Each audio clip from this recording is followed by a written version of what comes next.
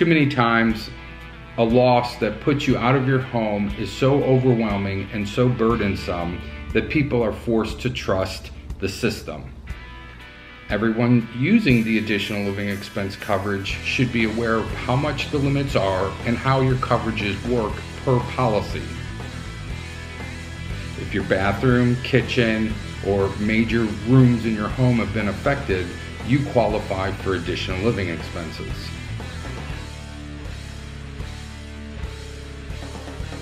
Let's say you've had major water damage and you have an excessive amount of drying machines throughout your home and your carpet's been turned upside down.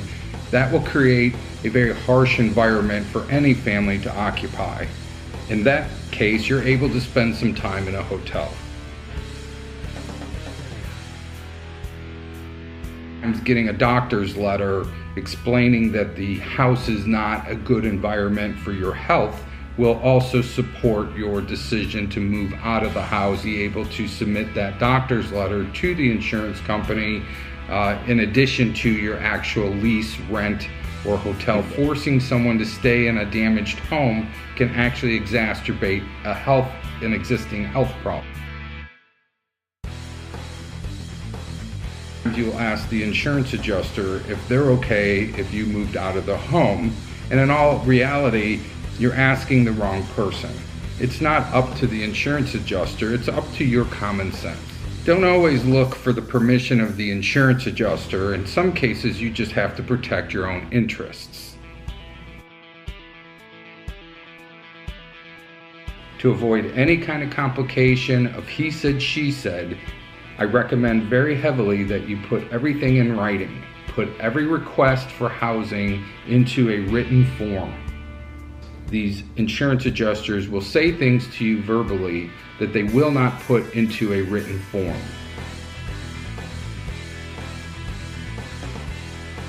You are able to stay with friends and family. The benefit there is you can actually have payments made to your friends and family in exchange for them letting you stay with them. If you use your friends and family, they very well may be subjected to income tax,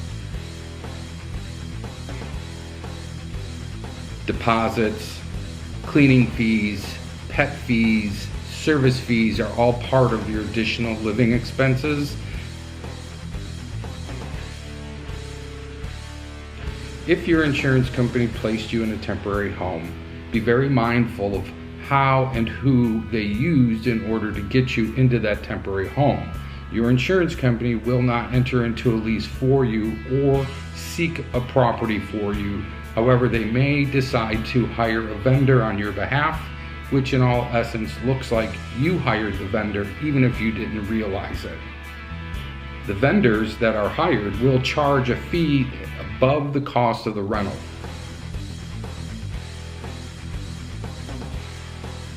In some policies, they'll allow you 12 months of stay with no dollar figure, an endorsement called incurred expense. Another way your ALE will be written is you will actually have a dollar figure in that slot.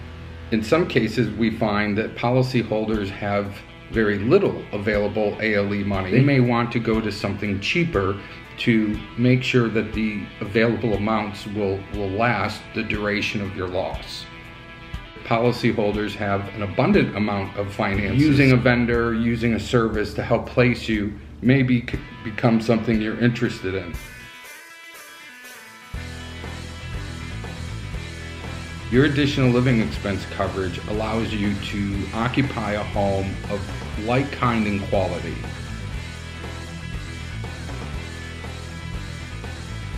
You can have your pets housed with friends or family, or even a veterinarian. Any of these charges is an additional living expense. Anything above your normal grocery bills would be considered an additional living expense. If you spent $50 a week in groceries, your insurance would owe you anything beyond the $50 you were normally spending in groceries. If you had a $100 a month cell phone bill, and now your home is unlivable, and now your cell phone bill's $200 a month, your insurance would actually owe you the difference between your normal bill and the new bill. Let's say you had well water, and the new rental home you have actually has city water. the full bill would be covered. But as a person going through the claim, you must be very conscious of what's being spent on your behalf. After all, it is your insurance money, and you are the ultimate decider of how it's spent.